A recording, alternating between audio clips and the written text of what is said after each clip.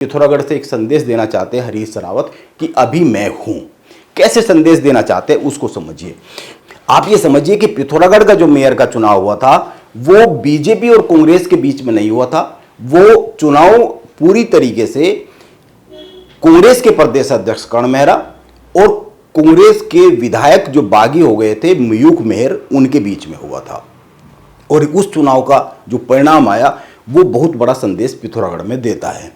कांग्रेस की उम्मीदवार Anju naughty 3,379 vote पा पाई थी, जमानत जब्त हो गई थी। बागी, जिसको मयूख मेहर विधायक समर्थन कर रहे थे, वो 9,449 वोट पाई थी, यानी कि 10,000 के आसपास वोट पाई थी। और भाजपा की उम्मीदवार कल्पना देवलाल 9,466 वोट पाई थी। 17 वोट से केवल बीजेपी जीती।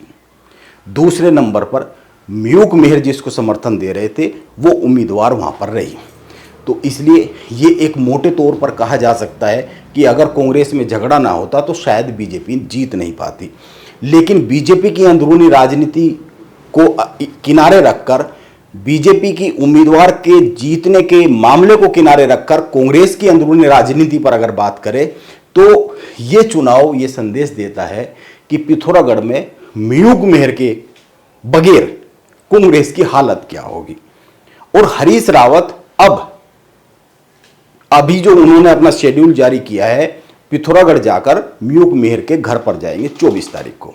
आप सोचिए, अगर वहां से कोई संदेश हरीश रावत दे देते हैं मयूख मेहर के घर पर, वो मयूख मेहर कह देते हैं कि मैं कांग्रेस का सिपाही ही हूं, हरीश रावत के साथ हूं, या कुछ भी इस तरह का संदेश दे देते हैं। और अगर संदेश भी नहीं आता, एक बहुत अच्छी तस्वीर ही आ जाती है, जैसी देहरादून से आई हरीश रावत और प्रीतम सिंह की, तो ये एक बड़ा संदेश चला जाएगा 2027 के लिए।